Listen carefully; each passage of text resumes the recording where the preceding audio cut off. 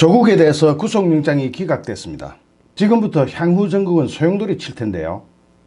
기각 사유를 볼 때는 일단 희망이 있습니다.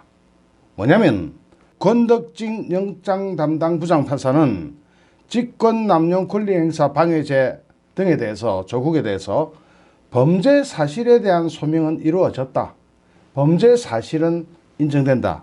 그러나 증거인멸이나 도주의 우려가 없다. 이걸로 가지고 석방했거든요. 그러니까 범죄 사실에 대해서는 법원에 의해서 이루어졌다. 이것이 홍보돼야 됩니다. 이것이 많은 사람들한테 알려져야 된다. 그렇지 않으면 이것이 좌파들한테 아주 나쁘게 이용될 수가 있습니다. 특히 조국이 오늘 영장실질심사 받으면서 자기 혐의 사실, 범죄 혐의에 대해서 몽땅 부인을 했거든요.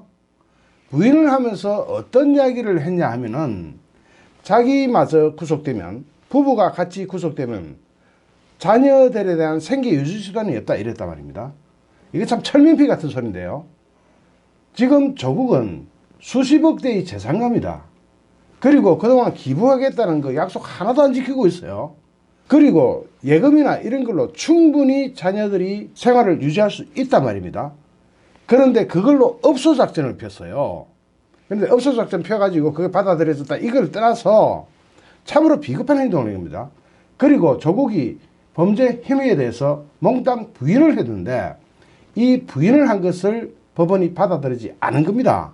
법원이 범죄 혐의에 대한 소명은 이루어졌다라고 기각 사유로 밝혔기 때문에 조국은 여기서 이제부터는 뼈도 박도 못한 빠져나갈 데가 없는 그런 상황이 된 겁니다.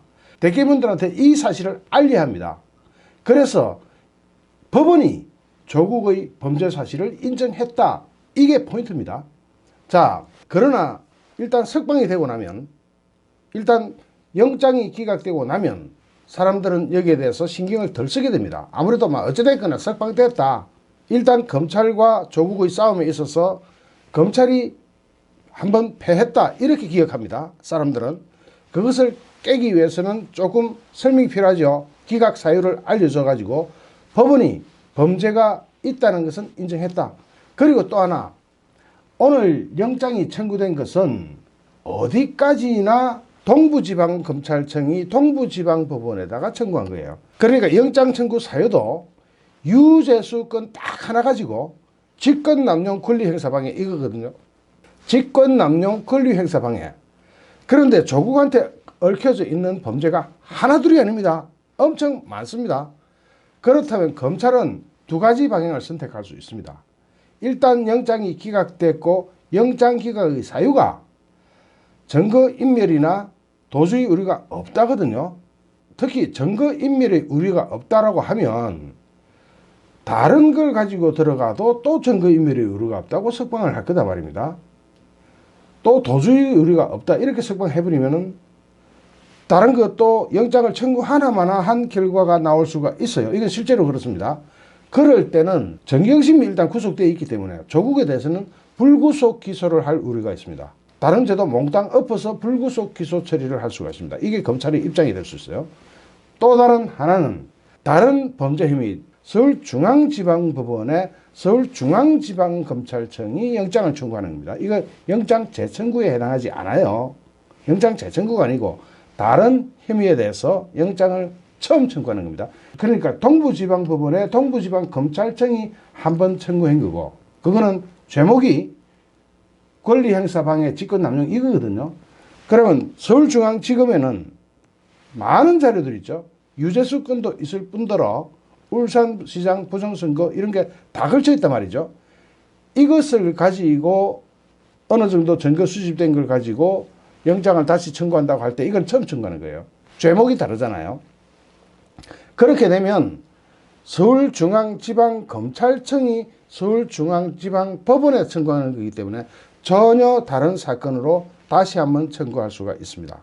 그러면 아까 이야기했을 때 검찰의 선택사항은 두 개라 그랬죠. 불구속 기소와 서울중앙지방법원에 서울중앙지방검찰청이 다시 영장 청구하는 것. 그런 두 가지 방법이 있는데 그 선택은 검찰이 하겠죠. 윤석열 검찰총장이 알아서 하실 겁니다. 그리고 또 하나, 지금부터 향후 전국을 좀 쳐다봐야 되는데요. 지금부터 일단 조국 구속에 실패를 했기 때문에 임종석이나 그 윗선이 한숨을 팍 쉴 겁니다. 아이고 살았다 하고 적어도 구속은 면하겠구나 이렇게 이야기할 겁니다. 조국의 구속이 실패했는데 임종석을 구속하기가 쉽지가 않죠. 이렇게 될 때는 빨리 백운이나 이런 사람들 구속을 해야 됩니다. 그래서 백운의 구속을 걸치고 가서 임종석으로 가야 됩니다.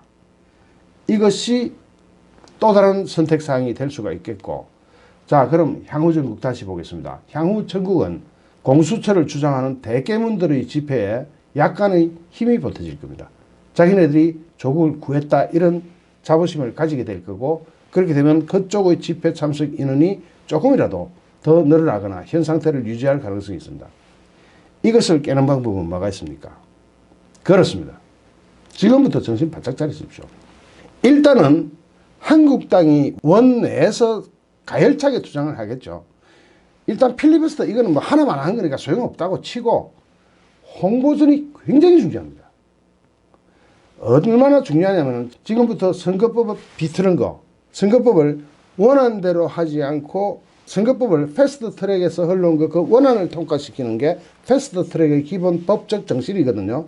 그걸 야로를 부려가지고 이상한 걸 집어넣어가지고 비틀어가지고 지금 선거법을 통과시키기 때문에 그렇게 할 것이기 때문에 이것이 위헌 소송에 걸릴 것이고요. 빨리 위헌 심판 청구해야 되고요. 위헌 심판 청구 조건은 뭐다? 이것이 국회를 통과해야 그 다음부터 위헌 심판 청구할 수 있으니까 아마 내일은 통과될 거고 바로 위헌 심판 청구해야 되고요. 향후 전국 두 번째는 공수처법이 힘을 받을 수 있습니다. 왜냐? 저희들은 틀림없이 이런 작업을 합니다. 거 봐라, 죄도 없는 사람 영장 청구했다가 영장 기각되는 거 봤지? 그러므로 공수처법 꼭 필요해. 뭐 이런 식으로 말도 안 되는, 그걸도 안 되고 말도 안 되고 이해도 안 되는 그런 이야기를 할 겁니다. 그러면서 그걸 명분으로 삼고 공수처법에 힘을 쏟을 겁니다. 이 공수처법은 완전 엉터리가 되어 있거든요. 패스트 트랙이 뭡니까? 원안이 있고 그 원안이 합의가 안 돼서 패스트 트랙으로 온 거 아닙니까?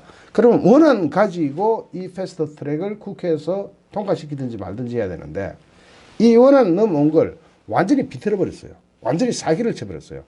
그러니까 원안은 사라지고 수정안이라는 게 원안과 다른 거예요. 이거는 통과시킬 수가 없어요. 패스트 트랙 넘어올 때 그 수정을 할 수가 없거든요. 그렇게 되면 이거 역시 위헌 시비가 붙게 됩니다. 그러나 좌파들은 그것을 이용할 겁니다. 국민들은 이걸 자세히 모르잖아요. 그러니까 좌파들은 이걸 활용할 겁니다. 그리고 윤석열 총장한테 힘을 좀 보태줄 필요가 있습니다. 지금부터라도 다시 운동을 시작해야 됩니다. 윤석열 총장한테 꽃보내기 다시 시작해야 되고요. 윤석열 총장 힘내라 집회도 한번 해줘야 됩니다. 그렇게 해가지고 윤석열 총장한테 국민적 관심사가 그리고 국민적 응원이 쏟아지고 있다는 게 이거 보도에 자꾸 나가야 돼요. 그러면은 윤석열 총장이 힘을 받고 무슨 일을 하느냐? 추미애를 쳐야 합니다. 추미애는 지금 바로 울산시장 부정선거의 주역의 일원으로 가 있는 사람이에요. 송출하가 누구예요? 송출하가 문재인 30년지기 친구 아닙니까?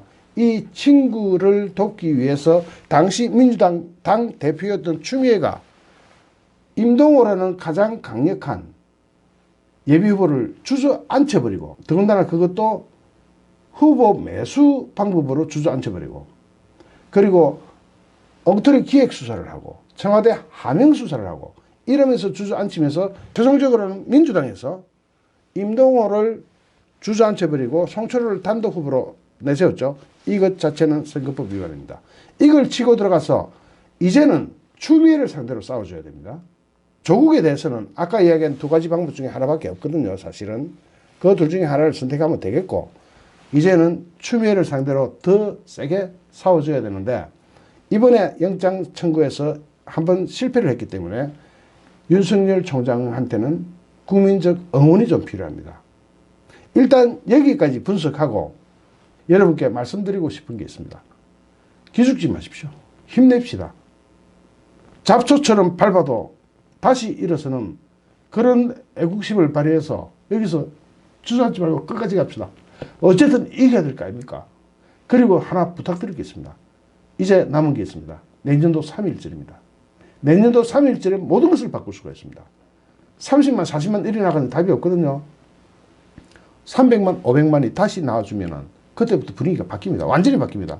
지금까지 왔던 분위기를 싹 바꿀 수가 있습니다.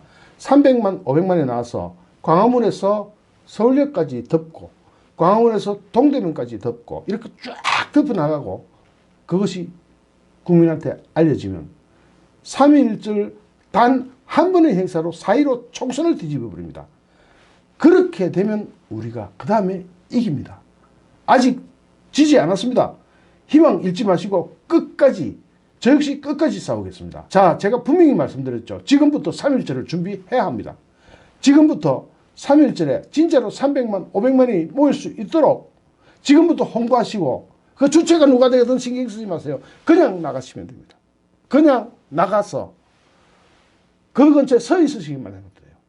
그렇게 해서 3.1절 그것이 남은 우리의 최대의 기회다. 이걸 살리자 하고 지금부터 홍보에 나서 주십시오. 부탁드립니다. RMB 뉴스 정광용이었습니다. 좋아요, 구독하기, 공유하기는 언제나 제게 큰 힘이 됩니다. 감사합니다.